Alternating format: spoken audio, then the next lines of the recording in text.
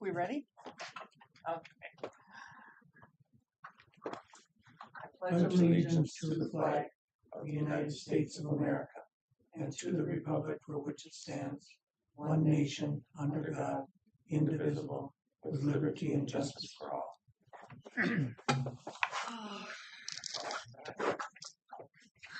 Oh, at least it's warmer in here than it is outside.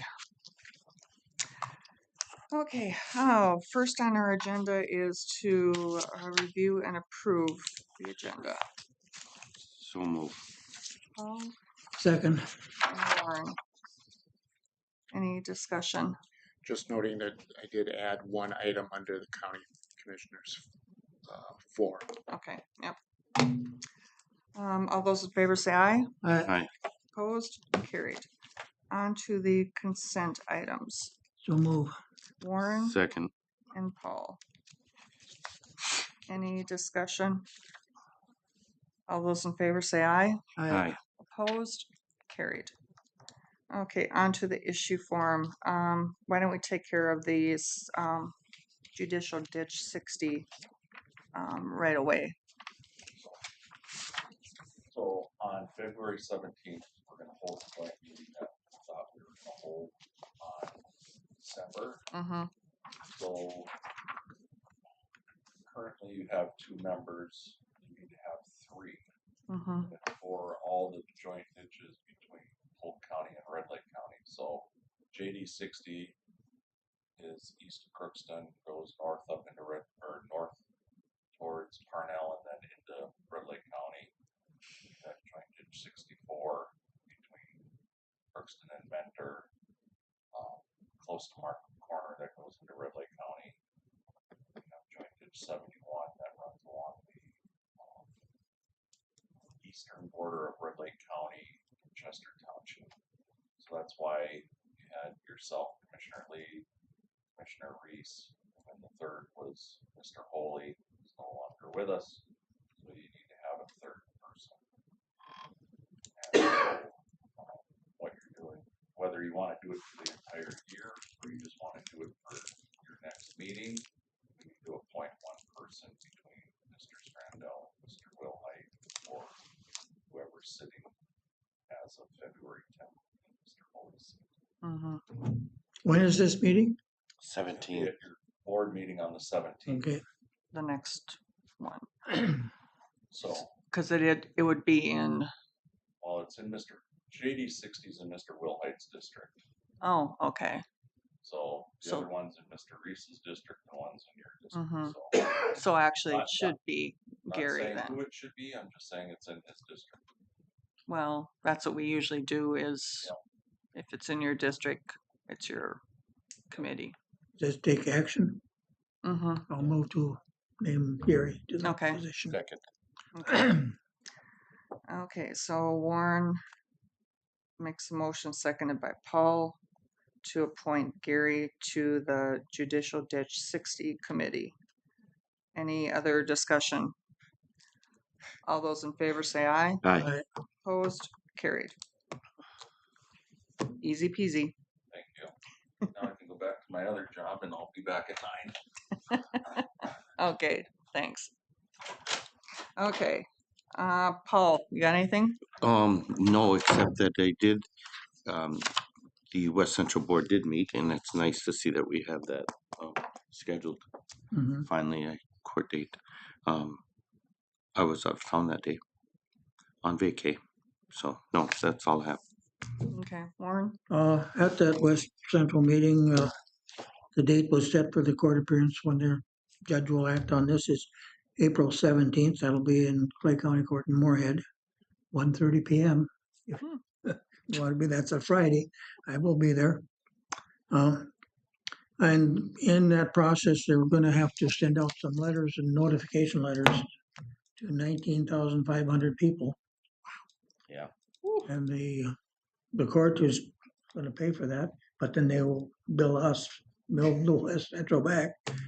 It'll be about a $13,000 bill, and the current balance in that West Central budget is 13,500. For Golden. So several of the vendors, the legal and the engineering. They have not been collecting their bills for a while, just to make sure that there's enough money in there to pay for this. And when some granting comes through, whatever they're all planning on, it'll get paid back. At this point, they're not coming back to counties looking for more money. Mhm. We'll see how this all goes. It's kind of crazy. But otherwise, everything is going pretty well there, and no, that's about all on that subject. Then MPO met on Friday, or well, Finance Committee of MPO. I'm on that as the past chair, and we're trying to make some changes and things. There, some legal things that are need to be updated as people leave. We have people, longtime people retire and leave, and then there wasn't enough money in there to pay for their separation Oh, stuff. mm, So now they're scrambling, trying to figure out how to do this. The way that MPO works is kind of strange. It's all on a payback basis. You acquire the debt, and you go back to in this case, the state of North Dakota to approve it, and then they send you the money. So it amounts to everything is running about a month late to begin with. It's all totally stupid as far as I'm concerned, but can't change it. So anyway, they're working to change that, and since being the county rep on that board, I'm not, you know, really involved there, so to speak. So they allowed me to sit out on these committee meetings rather than to be in.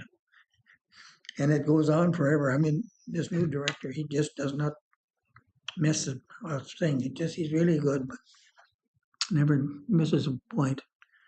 That was it. I've got our Northwest Regional this afternoon at 5 o'clock, and then we have the special election next week, and that'll be good.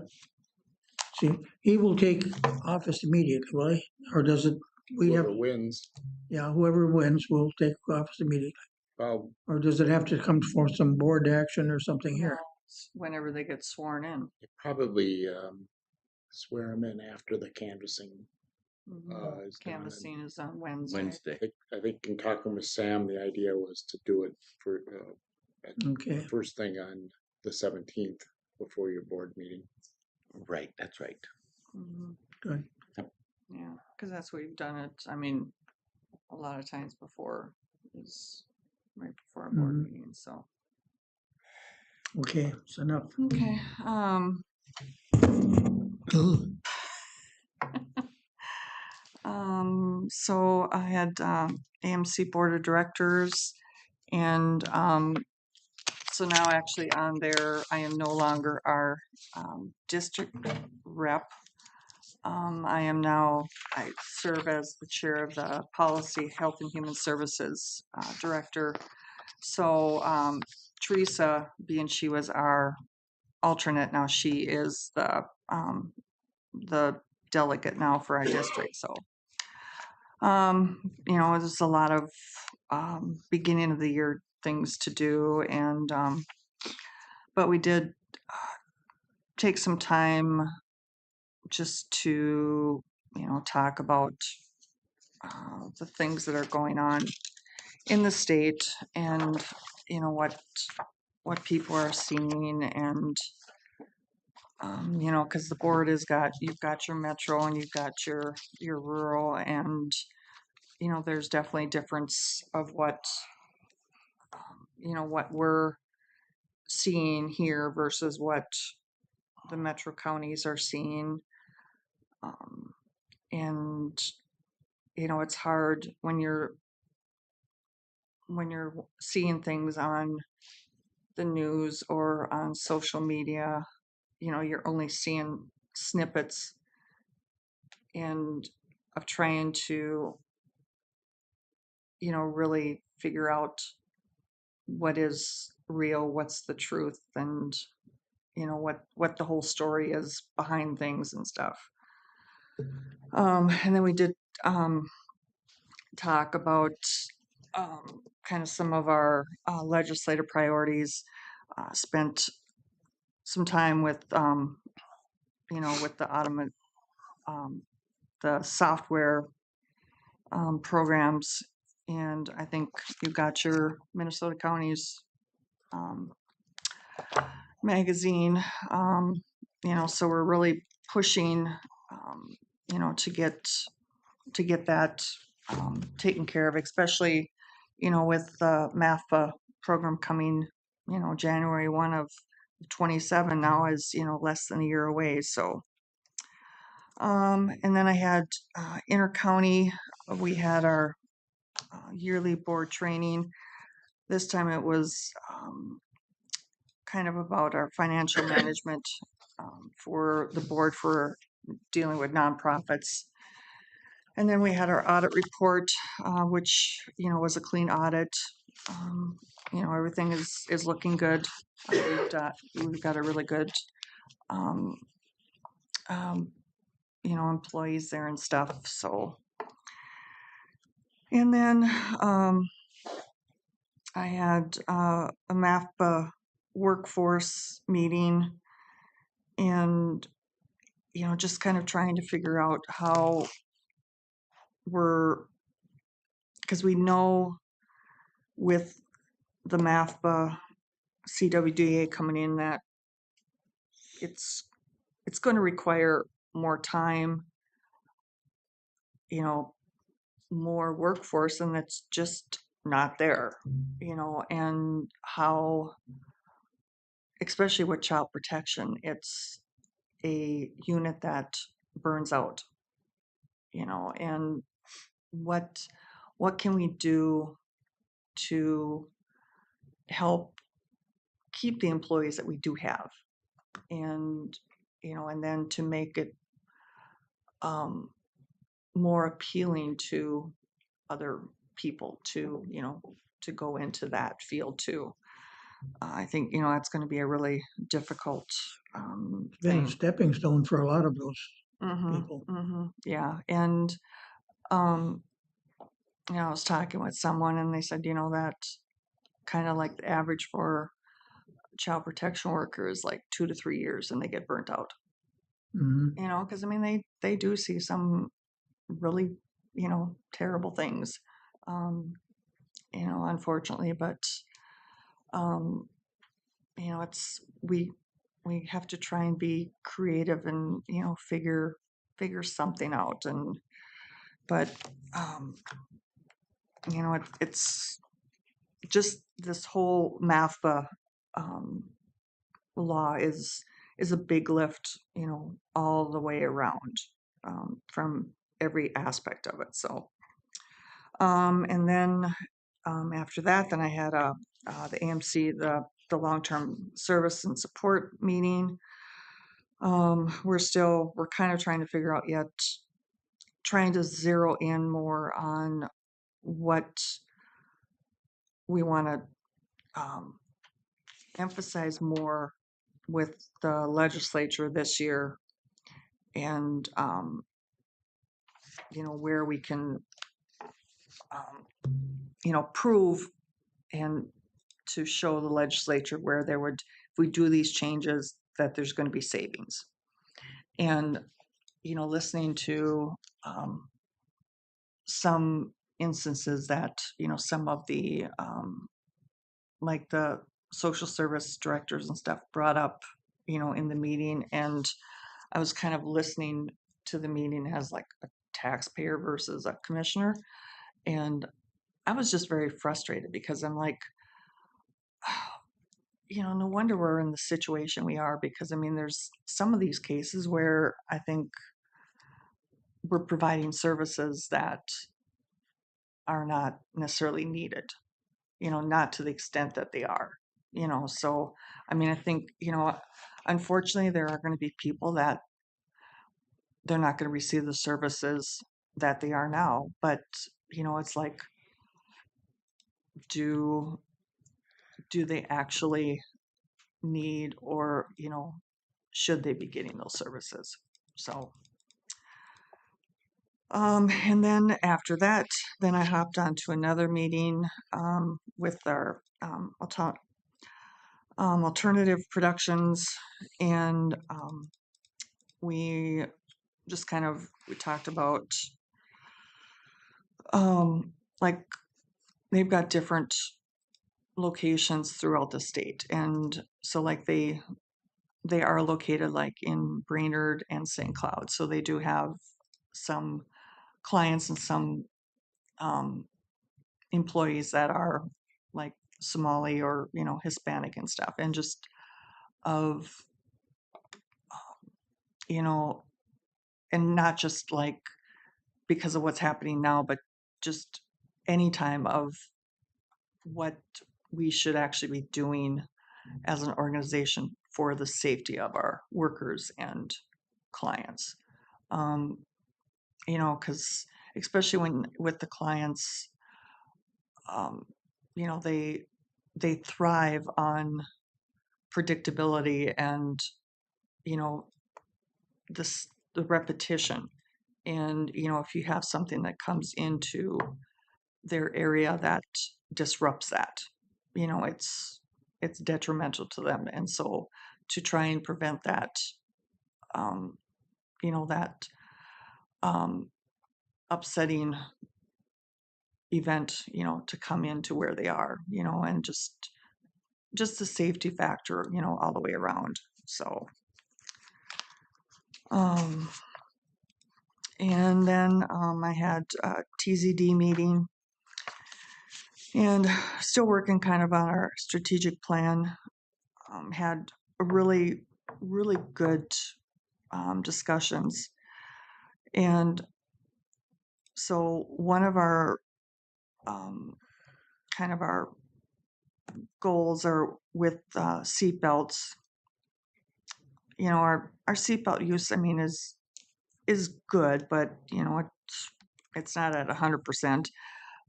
But we're seeing, I mean, it's a lot of youth, and then men in ag that are not using. And so then trying to figure out ways that maybe we can, um, make them aware and just, hopefully maybe increase the usage. And then we also talked about like, I mean, it's the substance use, the distraction and speed, are all, issues for crashes. And, like for those three of when they create a crash, it's not just the person that's driving that's involved. Sometimes, I mean, they could have a passenger, and it could be if they, hit another vehicle, that there's other families that end up being involved. And, just how it's a snowball effect of, how many people that are affected. And then, if there's medical bills of the costs going forward, for that. And so actually now for Polk County, for crashes in 2024, we were at 191. In 2025, we were down to 146. So, made some progress there. So that was, good news. Then I had public health, reappointing like our medical consultant and attorney and all those things. And I was reelected chair, and Gary was reelected vice chair. I will continue as the SHAC representative, and we were actually done under an hour for that, so that was a really quick meeting. And then yesterday I had another full MAFBA meeting, and we have our interim report has went to the appropriate legislators. So it's 110 pages, and there's a lot of things that we're hoping that can be changed with the way the law was written.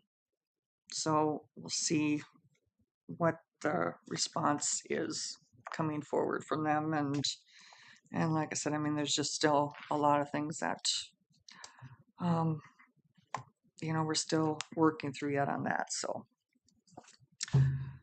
um, Oh, one more thing. Last night, the West Central Regional Water District Group made a presentation of Crookston City Council to the Ways and Means Committee there. And yeah, I thought Gary would be there. He always is. mhm, So I didn't realize he was gone. I would have gone over. All they were asking for is maybe some support, and wouldn't have to do any speaking, just be there and smile. But I wasn't there, so I'm sure everything went well. But I probably could have been there just to provide some support to the mhm, project. mhm. Yeah. I'm going to have to go on strike too. We don't have any coffee in this place in this morning.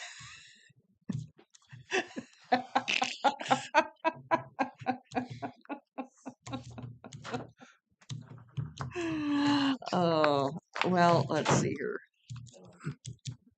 I was not informed that that was a part of my responsibility personally.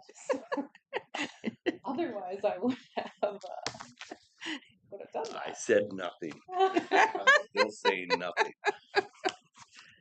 Oh, I don't know if Chuck liked the idea, but How did you just put it, Warren? You just need to show up and smile.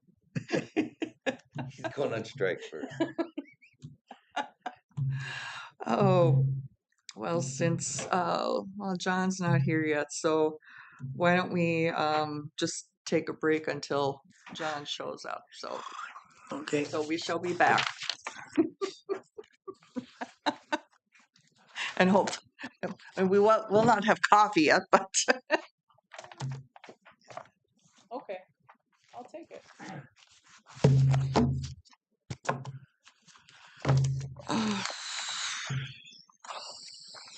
When Chuck comes back, we can do his. yeah, well.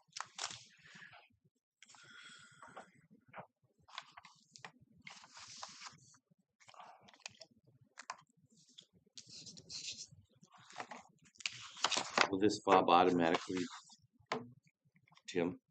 Will the fob just automatically hook up when I get there? Mm-hmm. Yeah. And you want the other one back? Okay. Got it. Cannot believe I did that. That was so stupid. Oh, I can't believe it. I can't get myself up to date on this computer stuff. Oh, it is. Don't take it personal because I think it's hard too. Mm. Technology is fantastic when it works the way that it's supposed to. Yes. Mm-hmm. But how often is that? Is the question. Well, yeah, and that's like now I finally had I was kind of towards the end of last year. I had to break down and I got a new printer at home. And so I mean, got it hooked up fine to like my desktop and this one on my other laptop and stuff, no problem. And my phone.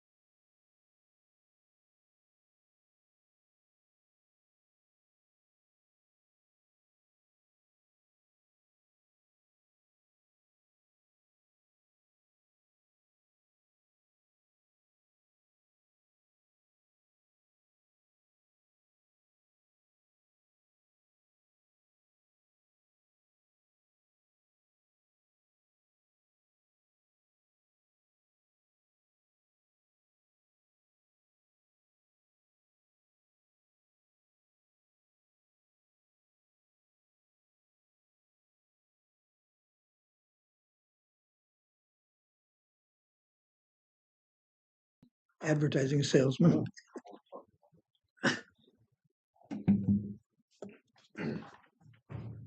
Hello, young man.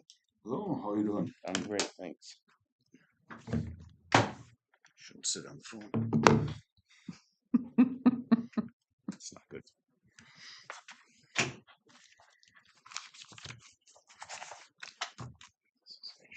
Everything, but I gotta sign I'll follow along on the screen.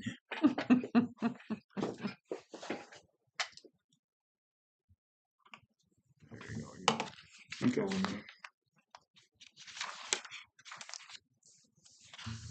Am I on? Yep. Okay. s-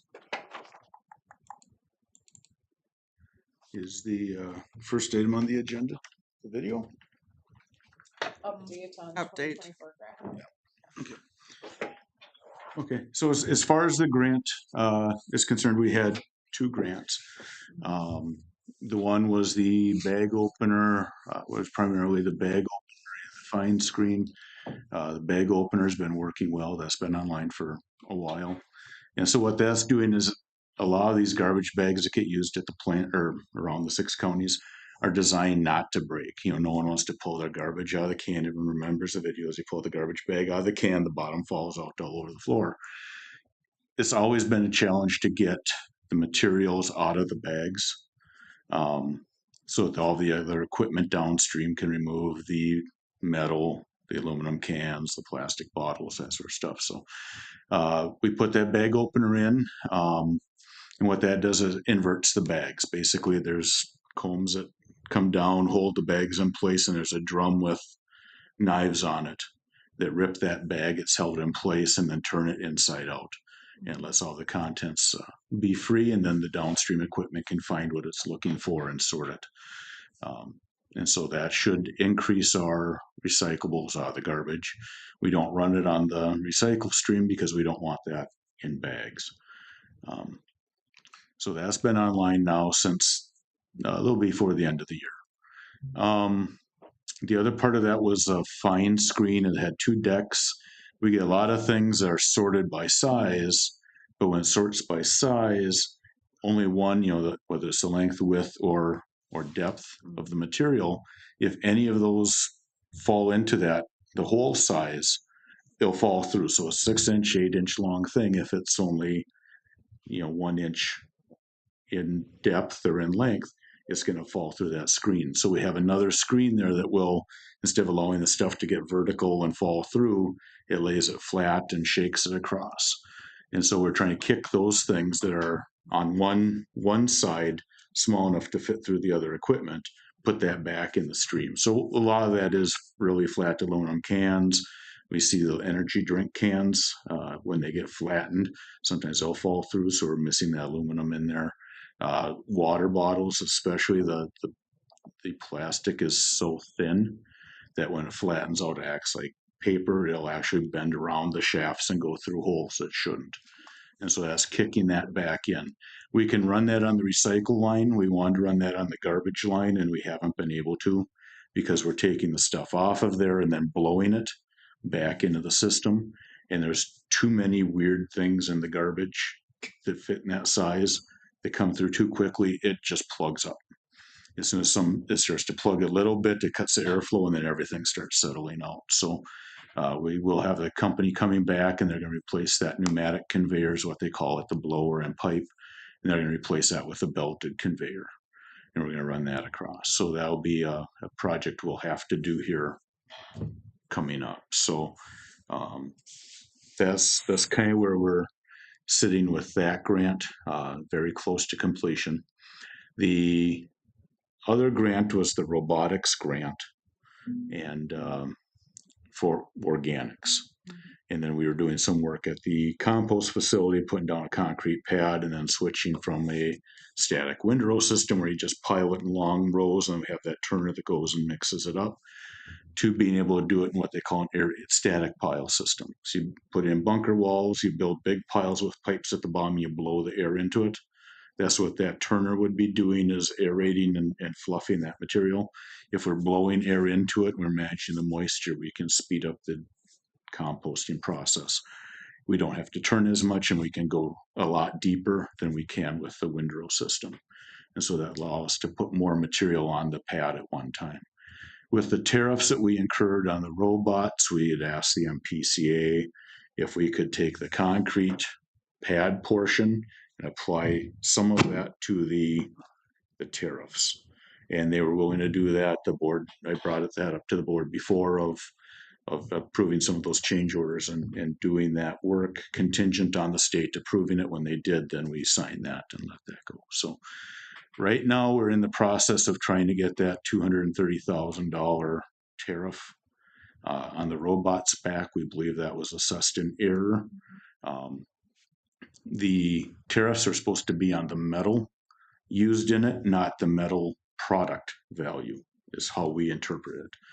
So if you had a $3,000 worth of metal into a $30,000 piece of equipment, you should pay the tariff on the $3,000, the value of the metal, for not using US steel or aluminum instead of the value of the entire piece of equipment. So we have filed a request to get that back. We have until a little later this week to finalize that paperwork. And so right now it's finance and the importer of record are going back on filling out the forms and getting the account set up. Everything else is ready to go from the vendors to be submitted. So hopefully we can get that done, which seems to be a challenge. So that's kind of where we're at on that. The bags for the system just arrived a little over a week ago. I'll be distributing those to the counties later today. So we should start to see that ramp up here pretty soon. So I was just going to play a little video. What we have to do in order to teach the robot, since the bags aren't in the system, we have to put the bags in the system. We run a timed video on it, and then we send that off to Waste Robotics, and that's how they determine what got picked and what didn't get picked.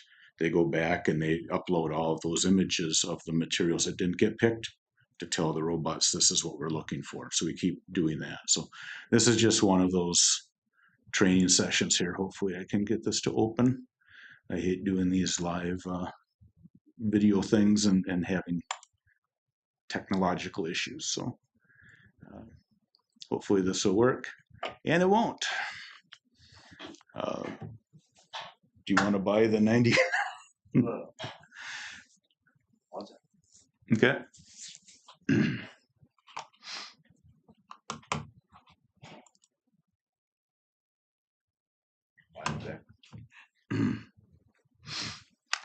Quick fix.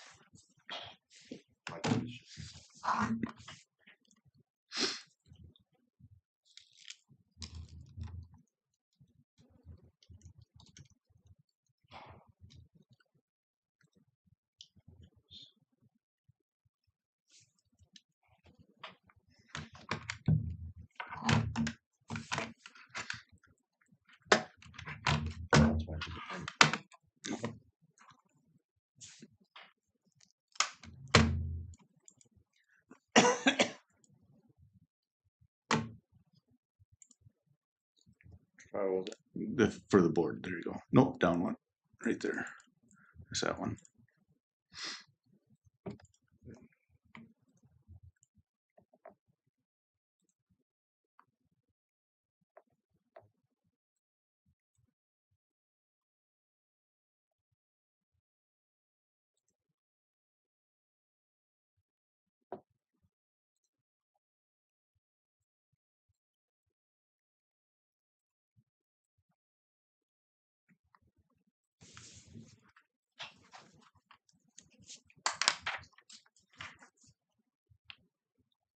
I'm hanging.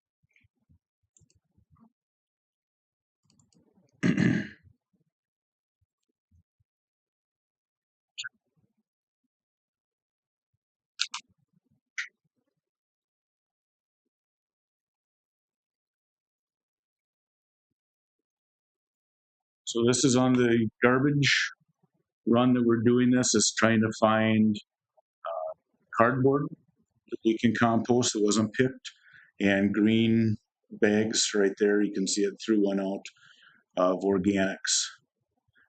They go down the chutes. We collect them. We sort through it, make sure we get the contamination out of it, and then we run that to the compost facility. The implement, the grabbers on there aren't designed for cardboard. They're more designed for the bags. And so, the goal of the program wasn't to get all the cardboard out. We could live with the inefficiencies on the missed cardboard. This is after the pickers, the sort line staff. They're actually ahead of this system in there. So they've already removed all the cardboard out of that waste that we were going to for recycling. So anything they pick is a bonus in there, but they are adjusting it for the height. You know, a lot of them you see them missing, that the robot arm isn't going far enough in to grab the material it's after.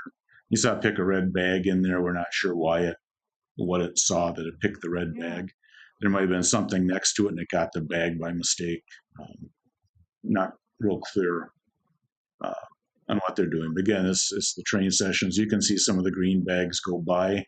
You know, those are the images that they're going to get off of this video and go back and tell the robots, this is what you missed. This is what you're supposed to pick. So that's kind of it here. We had an issue. I had to move, but that's just kind of the first glimpse. That's what a short video session is. We'll throw somewhere between 40 and 60 bags in there. They're right now getting about 1/3, between 30 and 45% of the bags right now. So they should get up around 95% is what their goal is. They're always going to have a missed pick. They're going to pick something by mistake. You'll pick something and it'll slide out because it just got a corner of it, that sort of a thing. So we do have the ability to put another robot in if we want to down the line, relatively cheap, just buying the robotic arm and extending the cage. Or we can have a person standing there picking whatever the robots aren't picking if we see that they're not getting efficient enough. So we have the ability to expand that. So I saw what it looked like a lot of cardboard that slipped by and didn't get picked. Yep, there's a lot of it. So we're trying to get to learn how to pick that. One of the frustrations we have is it tends to pick really small pieces of cardboard and not the real big obvious ones that go by. Again, that isn't what they were purchased or designed for. It's just a secondary feature. Instead of having that robotic arm just sitting there waiting for another green bag to go by, if there's something it can pick that's organic that we can compost that will otherwise go to the waste energy facility, we have it doing that. So if it's 50% successful picking cardboard, that's perfectly fine. That's 50% more than we would have otherwise got out. On the recycle line, because there are no organic bags to pick in the recycle line, we have those trained that they're going to go after any bag materials because we're bypassing the bag opener with the recycle line. So we'll have it drop the bags that people put in there. Sometimes they'll tie the recyclables off in a grocery bag, throw it in. We'll have the robots picking those out, dropping them down. We'll collect them, and then we can just feed those through the bag opener ourselves and get the material out. So again, not one of its primary purposes, but the machine is able to do that. Why not have it do it? So that's where we sit right now with the robots. Let's see here if I can get back to the presentation. Leading my way back in and out there. So we're hoping to have this go live by the end of the month.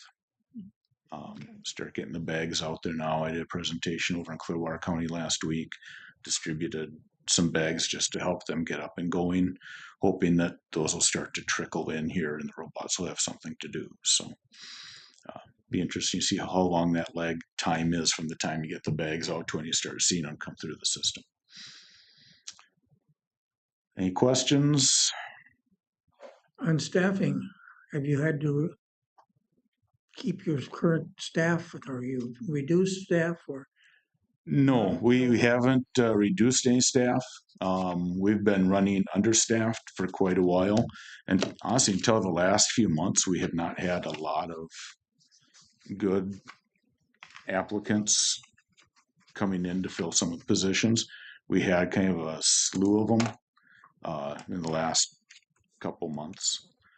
So we did hire. We actually had offers out to 2 people for the sort line and 1 for maintenance, and all accepted, but one of them withdrew on the sort line. Went back to their current employer. They never actually left. I'm sure they put in their notice. The current employer came back, gave them an offer, and Sure. so they stayed, which happened. So we are still running understaffed a little bit, but it's getting closer to full staff. Still short with the boilers. We'd hired one, and he got his certification. He had the boiler's license, but being he was off our plant, it was a former employee that came back. Okay. He was off our plant so long that his waste combustor license expired, so he had to wait until the test came available again. He held it before, but because of leg, you have to wait for the test to come. So he did that, and he's been fully certified now, and Okay. and so that's relieved. We had 2 maintenance staff splitting that time. But we have had people out for family reasons, medical reasons, things like that. So we continue to struggle with keeping that full time. But I think that made people relatively happy. They could go back to their primary job and doing spot fill in rather than long term fill in, which is what was happening. Yeah, that's good. With that, we have done 3 change orders. We had one come in. They did not calculate some of the parts correctly in terms of the size and quantity. So there's a change order to do that, and then there was a tariff that came in later on the magnet in the amount of just under $9,000. So we tried to roll those all together instead of adjust the previously approved change orders and roll those into change order number 4. And that would be in the amount of $28,065.62, which I would recommend we approve. Okay, so looking for a motion to approve. So moved. Okay, Paul, Second. Warren. Any discussion? All those in favor say aye. Aye. Opposed? Carried. Okay, there will be, I believe, a 5th change order coming that has not been calculated. That'll be related to whatever whether it's a credit or whether it's an amount we owe based off of that pneumatic conveyor being pulled out, crediting us the equipment value on that, minus whatever the labor and materials are for putting that belted conveyor in. And so they're trying to measure that up now and get quotes on what that'll be. Okay. So that would be to come, and then we should be able to close those out.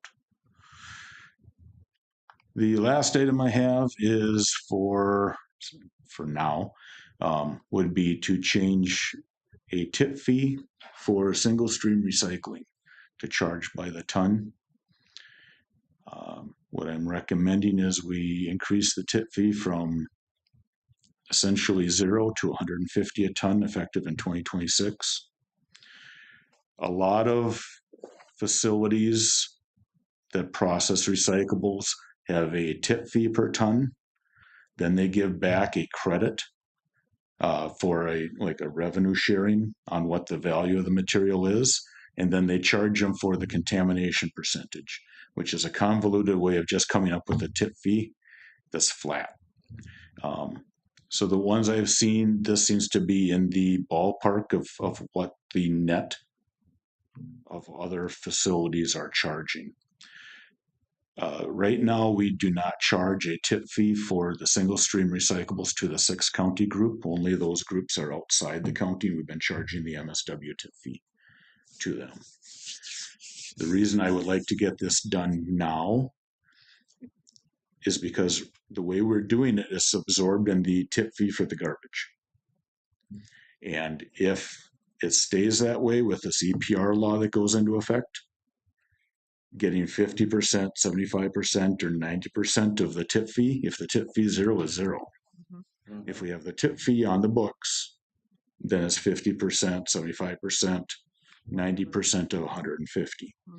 So what my proposal is to set the tip fee for this year based at $150 a ton. That would be for everybody. And then we would do the credits like the other places do, and we would just, for the most part, zero out the tip fee, a charge to the 6 county group. So we're not going to have this big in budget and buster for them or for Polk partially through the year. But we have it documented. This is the tip fee. And then if we need to, we adjust on the tip fee instead of on the recyclables, instead of on the garbage when it becomes necessary to do that for the EPR law that goes into effect in 2029. The rush to do it now is I'd like to get that on the billing going out in 2026, so we have a track record. This is what we're doing. The other thing is there's going to be surveys coming out that they're going to start setting budget targets for the EPR law. They'll start this summer. So I sent out a notice to all of our surrounding counties, not just the 6 county group, telling them you're going to get these surveys coming for the EPR law. You need to participate in them because they're going to start using those things. What you're going to get paid in 2029, 2030 is really going to start being determined in 2026.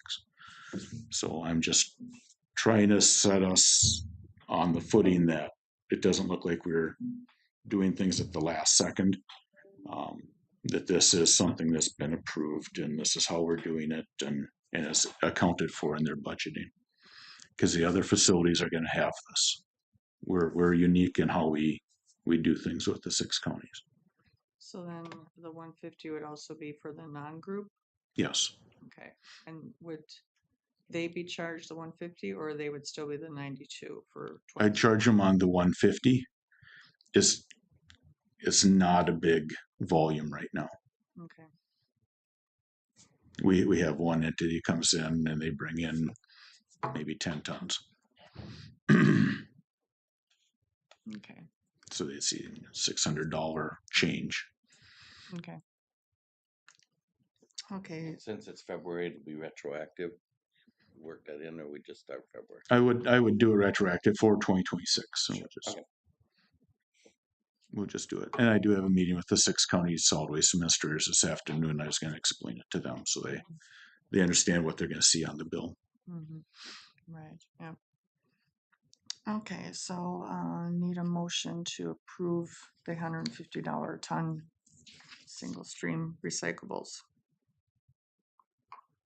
I'll move. I'll second. Warren and Paul. Any discussion? All those in favor say aye. Aye. Opposed? Carried. Yeah, I think we're going to be, and that's what I'm going to stress to the other counties too, is start looking through your budgets. Certain things are going to be allowed, certain things are not going to be allowed for reimbursement under this, where it hasn't made sense to really make those divisions obvious in your budgets because there was no reason to before. What part of your educational budget went towards garbage versus recyclables. Now it's going to matter because they won't pay for the garbage side of things. So it's just a new way of thinking about the budgets that we'll have to do and they'll all have to do as well. So. Okay. And I believe that is, Yeah. Thank you. More fun to come. oh yeah. Yep. All right. Okay. Thank you. Yeah, thank you. Yes. Well, Rich has got it. You again? I was never here to first. Yes, you. I spoke, but I wasn't on the agenda. I just wanted to.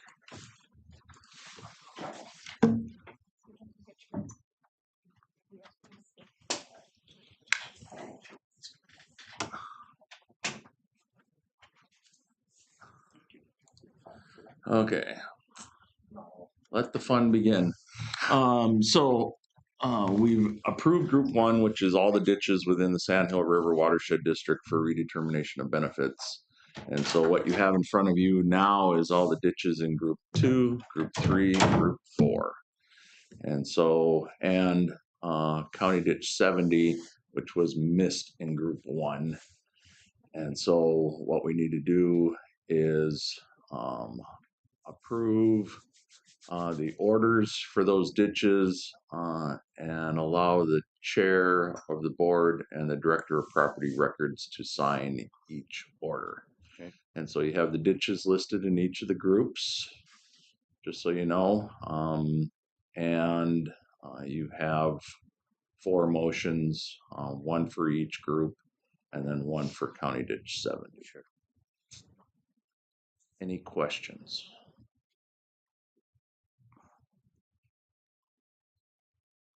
Can we start?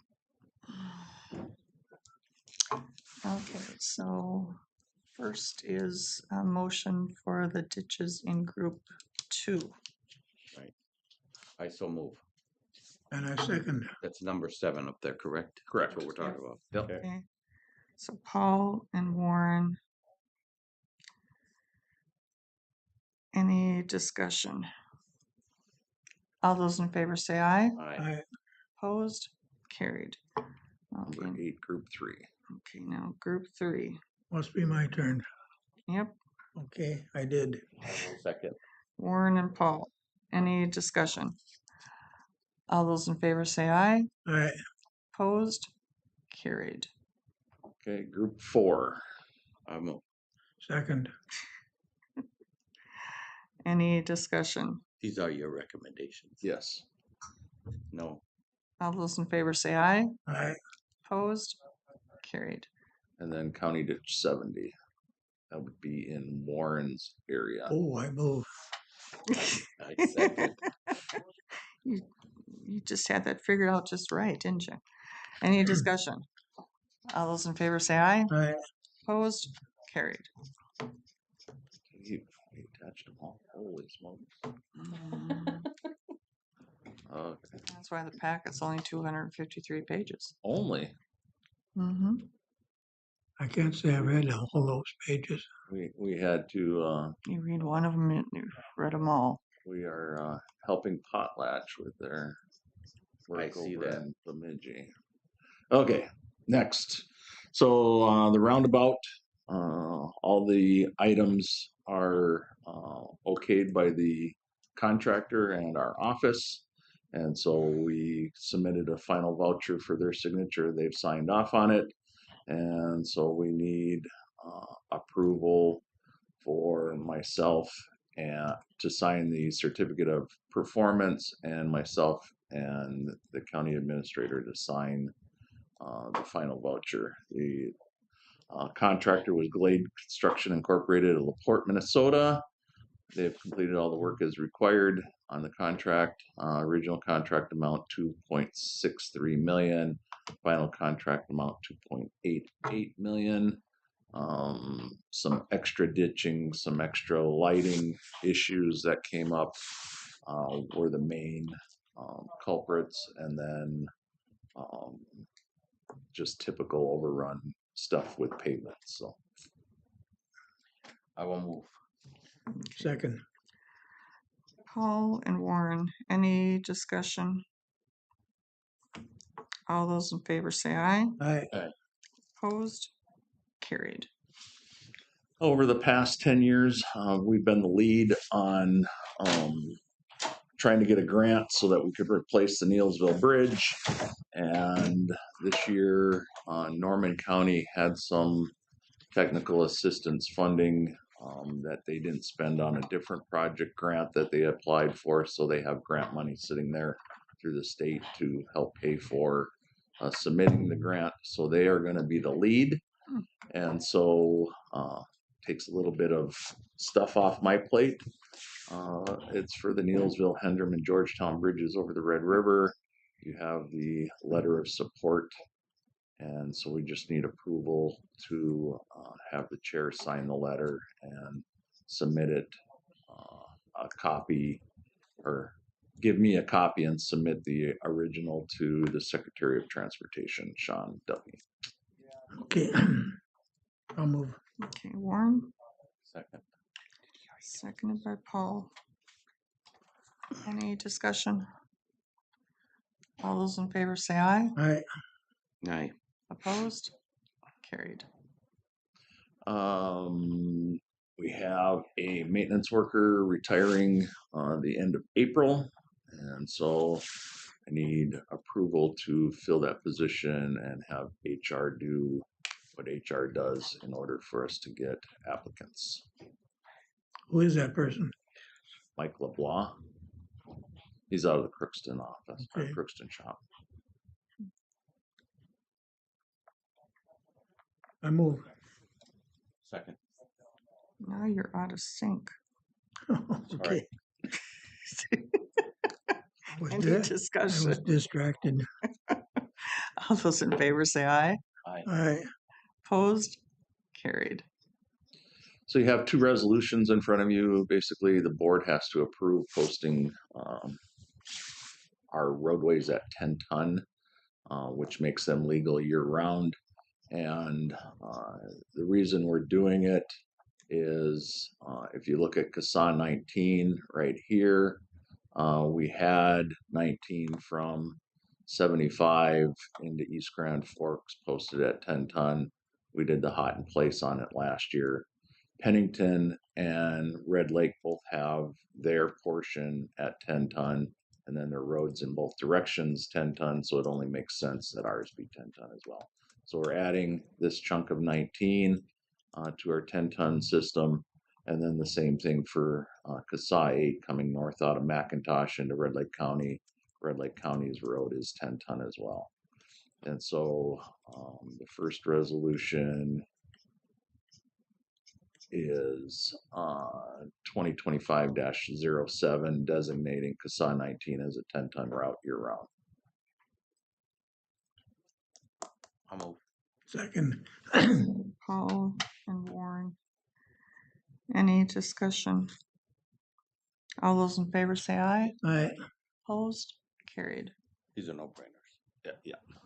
Next is resolution 2026-08 designating CASA 8 from Trunk Highway 2 to the North County line as a 10 ton route. I'll move. Second. Paul and Warren. Any discussion? So that one is actually strong enough for the Yeah. attendant? Definitely. Okay. All those in favor say aye. Aye. Opposed? Carried. So the last thing is approving the 2026 road restriction map with those two changes to the 2025 map, and then adding CASA 46, since we paved it last year and haven't had it tested yet, we would post it at 9 ton. So any questions on that or any of the roads that you see in your district that you question what their designation is? What's the increase that you're removing in Columbia Township?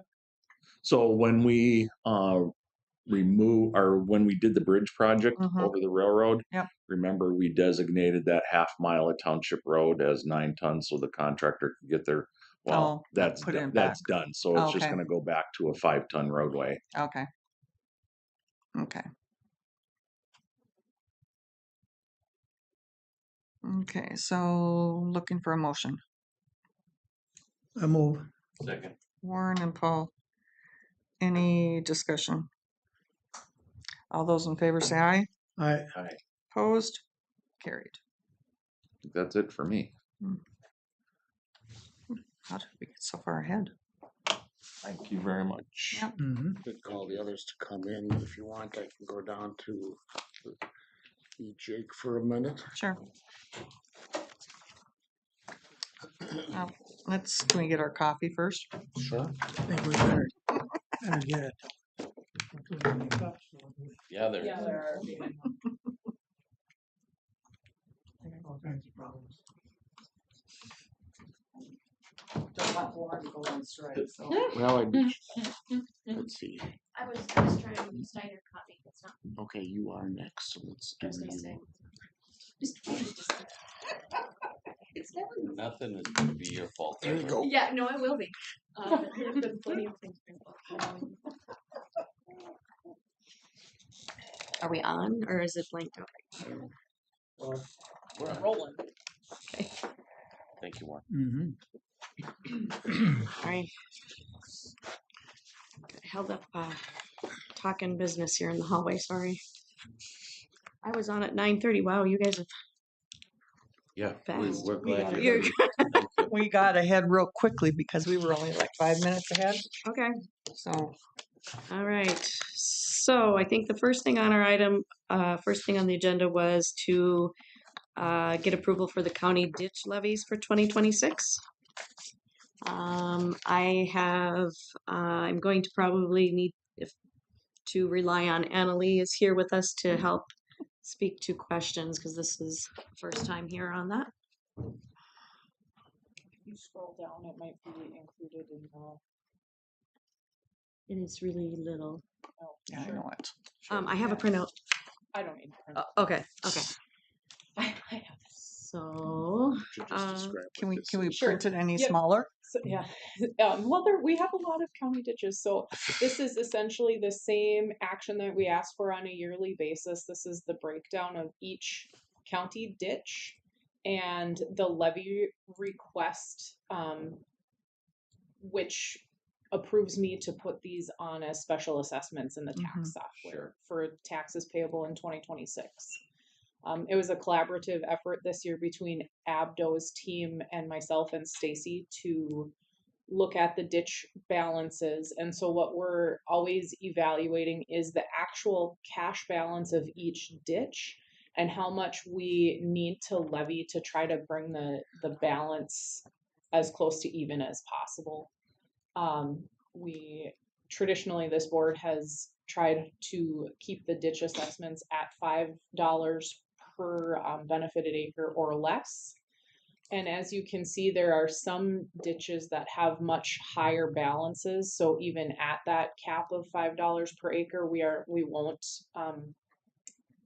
quote unquote break even on those balances. But the vast majority this year we're in pretty good shape on. And then also there was discussion this year going into the redetermination process that's upcoming to try to get these balances as close to zero as possible so that we're not having to bill past work after the redeterminations are done. So.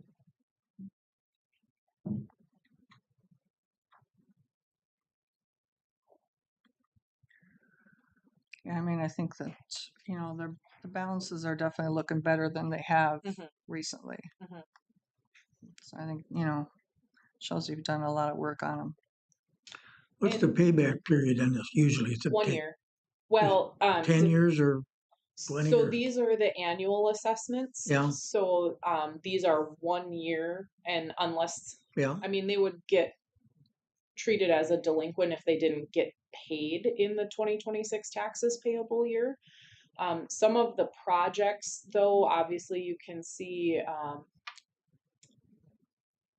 right towards the middle of the page. Sorry, I can see the ditch code D10551. You know, that has a huge balance that we're working at, chipping away at, so that we're billing out on that balance over multiple years, but they're still treated as a 1 year annual assessment, no interest charged, no amortization. If they were going to be paid off, it'd be how many year program? 1. Pay that. He's talking about paying back the entire amount, not the annual assessment. Oh, sure. So these are ditch maintenances that happen. So it's not a specific project, which is where it gets a little hard to determine. So these are truly just the maintenance that happened on that ditch system in the prior year. So we're billing out based on 1 year's worth of maintenance costs. I mean, that could take 10 years to pay that back or more. Correct. Well, yeah. Yep, but these are not treated as projects where Right. we would say this is the total cost of the project and we're amortizing it out over a long period of time. Okay, This is strictly an annual maintenance cost. So as Rich likes to put it, highway spends the money, and this is us trying to recapture those costs. Can you scroll down and tell me what the middle line is, what it means? There, max levy, okay, that's what I thought it was, okay. Thank you. $5 an acre. Max levy, $5 per acre.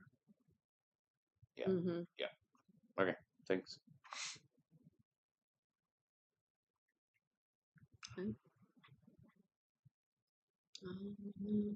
Second page here, missing the headers, but so total levy 1,022,900.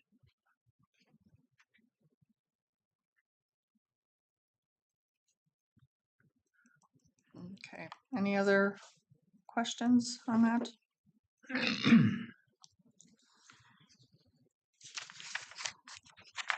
If not, I would need a motion to approve the ditch levies as Yes, presented. I will move. Okay, Paul, and second, seconded by Warren. Any more discussion? All those in favor say aye. I, Opposed? Carried.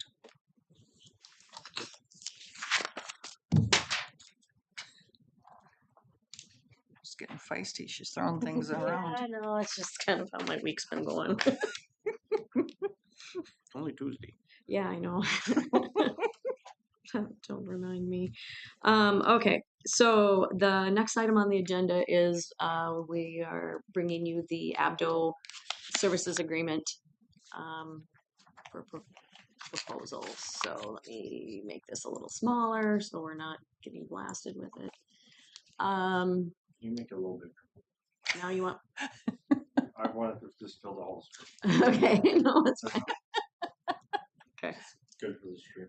Picky, Yep. picky. Yep, I gotcha. Okay, so what we're looking for is approval to continue with Abdo for 2026, and we've attached, for your information, the 2026 services agreement proposal with them. This is to continue support in our efforts to streamline our financial system, our finance department, our payroll, our HR training. What's included in here are staff training and month-end assistance, which is what they are providing us service with right now. Audit preparation, that one as well. Fixed asset reconciliation, bank reconciliations, and audit RFP, financial management policies, and an ERP software system. Now, a lot of these are estimated services. What we can do we do have the opportunity, hopefully, to reduce the cost of some of these services the faster that I can get on track with, for instance, the audit preparation. The faster I can get on track with where we're going and what we're doing, the lower that service cost gets, because we don't need them for those pieces. Right. Fixed asset reconciliation, that one is not, that one is on the lower level of need to get done in terms of if I had to pick and choose, if we get to this point this year where we're looking at what we can accomplish and not, we would probably, Chuck and I would probably reassess where we're at with fixed asset reconciliation and possibly push that out. So on the level of priority, it is the ERP software system. We need to move forward with that, which was something I think was started 8-10 years ago. Can you scroll down to the page? Oh, I'm sorry. Yep, I get chatting.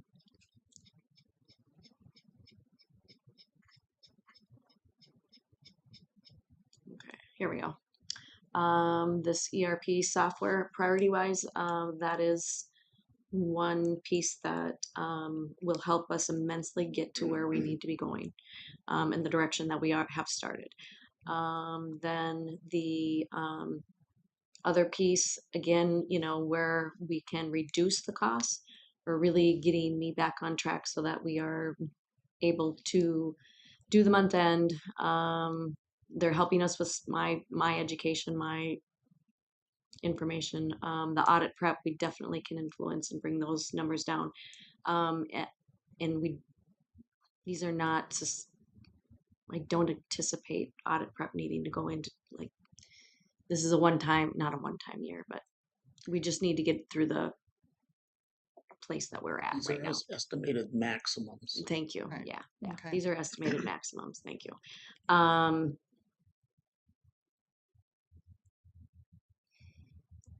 Yeah.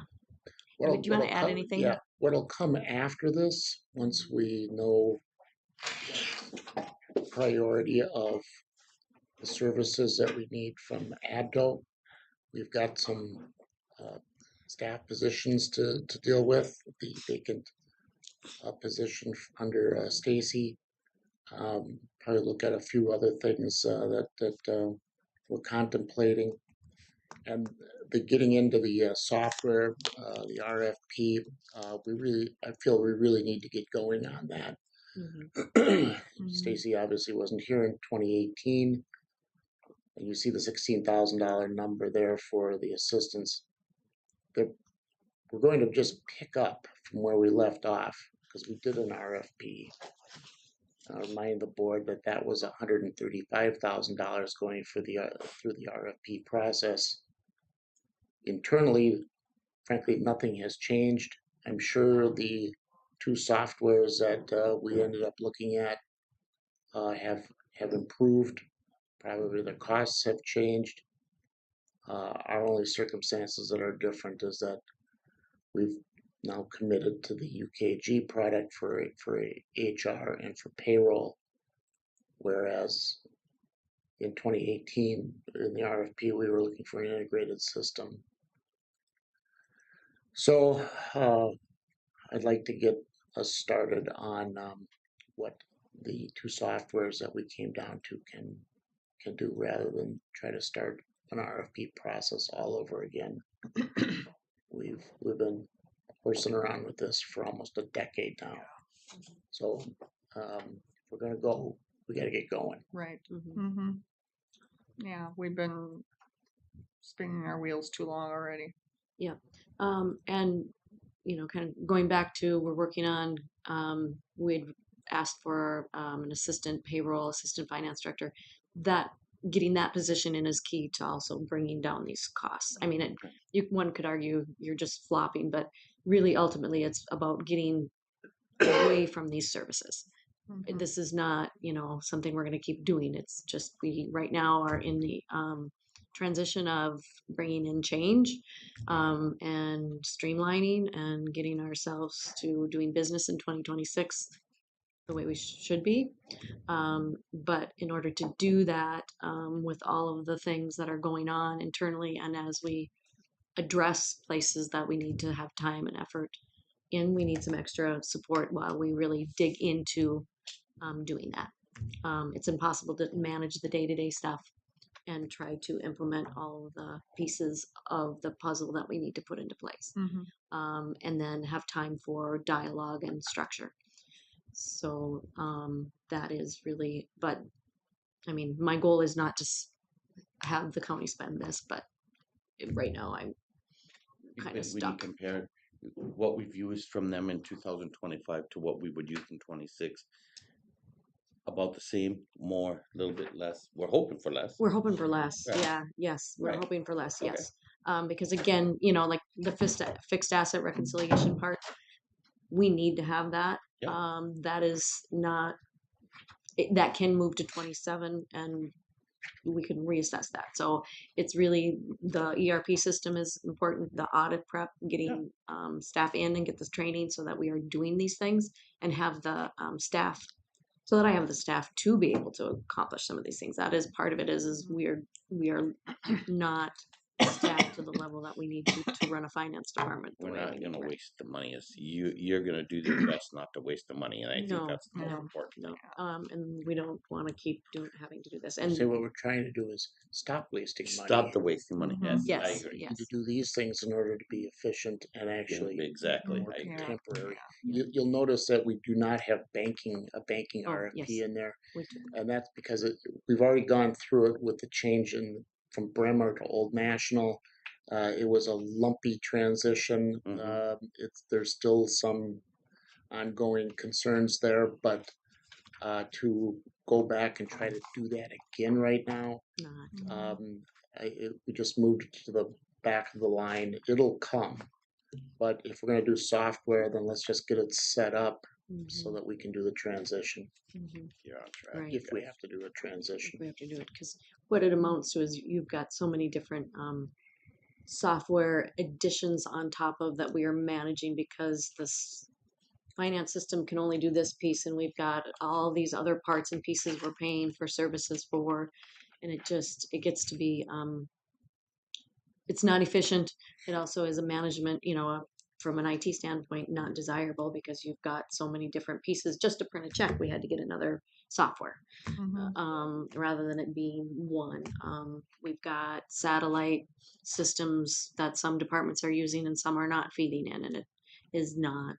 It just makes it. We can be more effective and efficient with our time and effort if we were all combined. So it's an accounts receivable system, it's accounts payable system, Sure. it is a financial system, chart of accounts. It is the whole instead of all kinds of satellites feeding in and additional softwares on top of software that break and don't work. Just that we spend a lot of time trying to figure out how to manage. Yeah, it's not consistent through the whole county. And it's not consistent through the county of who's using which pieces, and it's not something you would do business with in today's terms if you were not a government. You would have of our size. We are not a small county. We're not a large county, but we're big enough that we need to have that ability to run a system from start to finish. Right, yeah. And not stop and start and Yeah. start and start and stop and siloed. So again, this is that moving to the centralized approach of being able to manage everything in one place.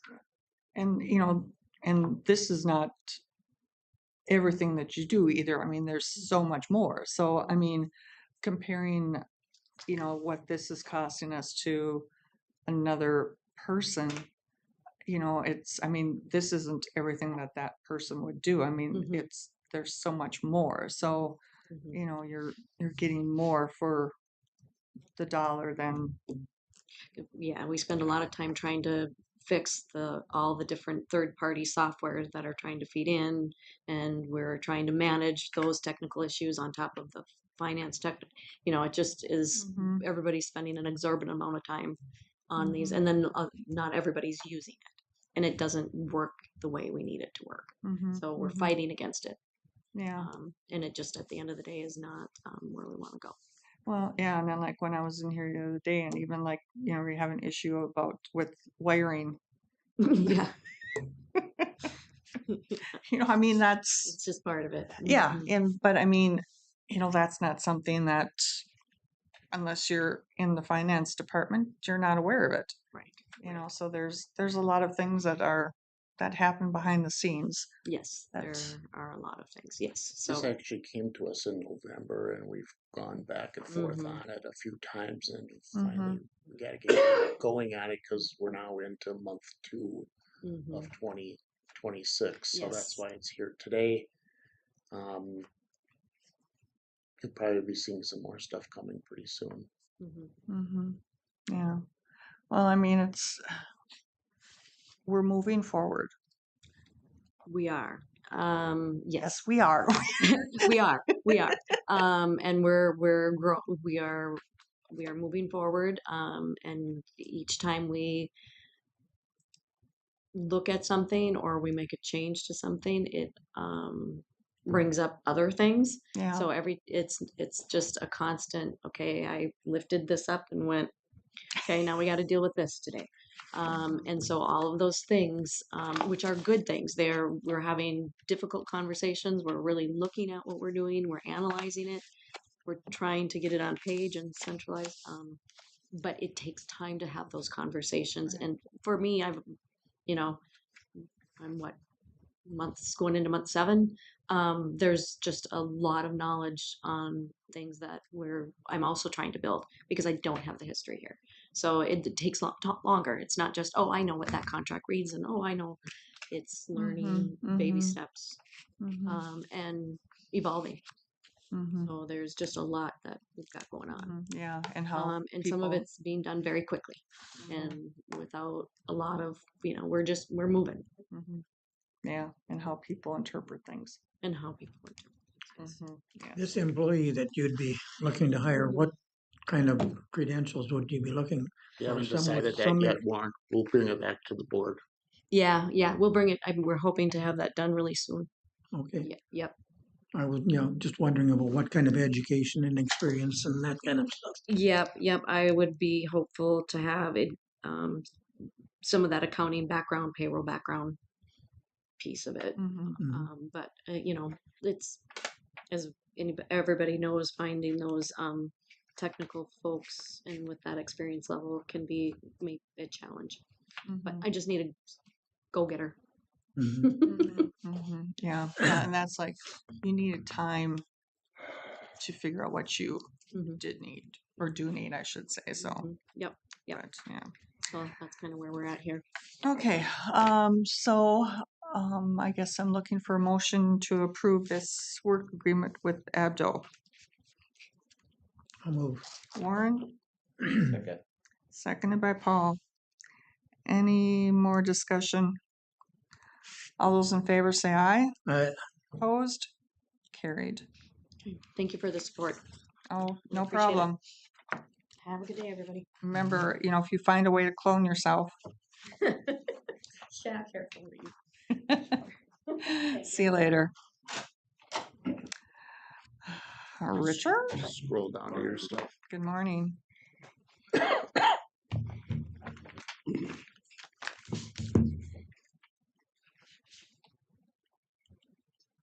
Way up on here. Or?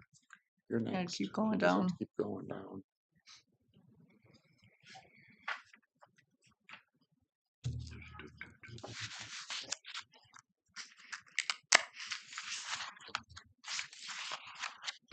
There we are. Okay. Well, in a nutshell, we've got items that we would like to get rid of, make some space for our new man lift in our annex garage. It's a lot of these items here have been around for quite some time, just kind of eating up space. And it'd be a good time to move them out and try and get a few bucks for some of this stuff. And there's the inventory. Many oddball pieces and whatnot that really doesn't go together with anything. That's why they're there. It's been a catch-all. And so what I'd like to do is I did get a hold of a local auction company, and we would like to list them with their February auction and turn this unused stuff into a little bit of cash. Is there any value to it? There's some value in a few items. There's not much in a lot of the other stuff, but our alternative is haul it out to the transfer station, and I guess it would be. I guess it's up to you guys. I mean, if we want to go through the work of auctioning it, or we want to go to the transfer station, just that we are in a position where we just need to get it cleaned up. Yeah, you'd be surprised what people will buy. You will be actually right now. I mean, there's an auction going on with a bunch of items that came out of Ultra on the website, and this stuff's bringing some money. And what's junk to me is probably a treasure to somebody else. So, and the fact of it is, I can't really say this is junk. It's just unneeded, Right. and it's taking up real estate. So there's the inventory, and I guess what my request is if I'd like you guys to approve that we can move forward with disposable of these items. I will move. So I'll second. Okay, Paul and Warren, any discussion on it? What will you do with the stuff that doesn't sell? Well, then it's gonna go to the transfer station. Or if it's metal and whatnot, it'll probably go to residual materials Yeah, or something. I okay. mean, we try and get every nickel out of But this. you will get rid of it. Yeah, it's not coming back. So they, I mean, like once you take it there, they just don't take care of it. I mean, we still have to go back and get it. Well, I'm meeting with them today to find out exactly what their particulars are. I mean, it's rare with these people that everything doesn't sell, because I mean there's scrappers and whatnot in the area that'll take it for, you know, pennies on a dollar, because they'll scrap them. Right, Mhm. yeah. You know, and depending on where they go with them, you know, that's going to have a little difference in what the value is, of course. But you just comes to a point we got to do something with it. Mhm. Right, yeah. But it's not coming back. Good. No, Yeah. one way ticket. Either they take care of it or we do. Yeah, and if it happens that we got to go pick it up to get rid of it, or maybe they'll sell it on site. We don't know that yet until I visit with them, because they do both. Yeah. And whatever doesn't sell will be disposed of regardless. Where we won't be owning it. Okay. Yeah. So, all those in favor say aye. I, Opposed? Carried. Okay. All right, thank you. Yep. And we do not have the man lift yet, correct? No, Okay. not yet. I'm still working with this fellow, and hasn't been real workable. Oh. So we'll see what the next few days bring. Oh, but they still have one on Well, hand. according to his proposal, yes, it's there. So Okay. all right, thank you guys. Yep. Right, I'm filling in for Jake Snyder on a conditional use permit for Ryan Grindy. This was approved by or recommended for approval by the Planning Commission at a hearing last month. They want to build an accessory building on a lot with a septic system or septic system, I guess. This is on a lot on Union Lake. Mhm. Excuse me while I scroll through here. I want to make sure I got my notes right. The department has not received a plan yet for the mound system or septic system, but they would be coming back for that. The lot is big enough for that. The shed or storage building that's to be built is not a habitable space, meaning nobody can be residing there. There's no guest house waiver as well. So it's pretty much standard work type building with a restroom. No comments were received from the neighbors or the other members of the public on the application. You can see the lot here is one of these, which has got the front and the back. This would be on the back side, and there is a wetland here, but there is room up here for this building plan. I think it might be easier to see here. So it's fairly standard. It does require a conditional use and this kind of review. Here's what it actually looks like right now. That's, I believe, looking to the rear. And I haven't been out there to look at this, but certainly Jake has. So resolution 2026-06 is what's in order here for the approval. Going down to the now hereby what you resolved is that the conditional use is not injurious to the use and enjoyment of other property in the immediate vicinity, nor diminishes or impairs property values within the immediate vicinity. The CUP will not impede normal and orderly development in that area. The adequate utilities, access road, drainage, other necessary facilities are being provided. Adequate measures have been taken to provide sufficient off-street parking and loading space. Adequate measures have been taken to control odor, fumes, dust, noise, vibration. None of these will constitute a nuisance. And to control lighted signs or other lights, not to disturb the adjoining properties. Property lines at all times be in compliance with federal, state of Minnesota, and county rules and regulations. No guest house uses.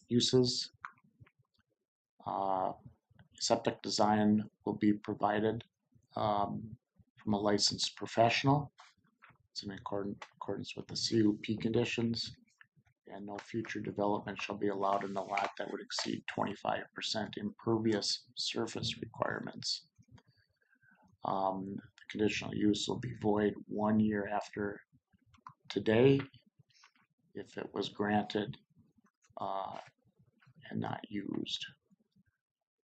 So put that before the board. Again, Commissioner Wilhite attended this meeting in Chairman Lee's absence. I did talk to him. He said there was no issues that he was concerned about. It's fairly routine as far as this type of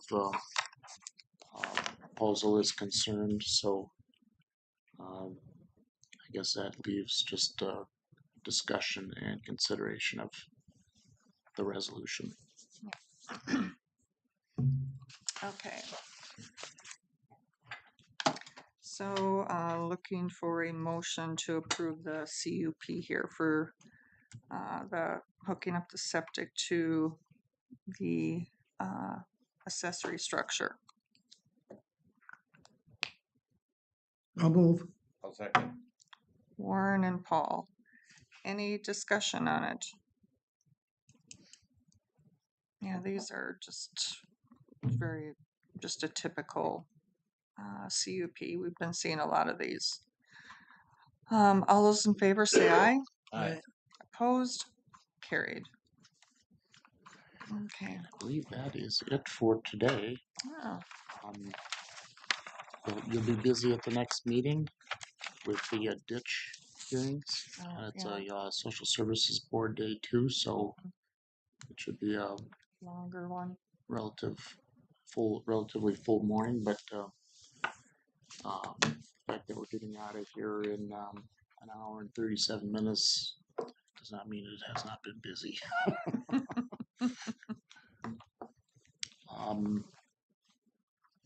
Yeah, I think that's it for the agenda. Are either of you going to the Ledge Conference? I am not. I'm gone or prior commitment. Okay. Are you, Warren? Okay. I haven't heard from Gary. He usually goes. Yeah. And of course, we don't know who our new commissioner will be. But yeah, correct. Yeah. So, okay.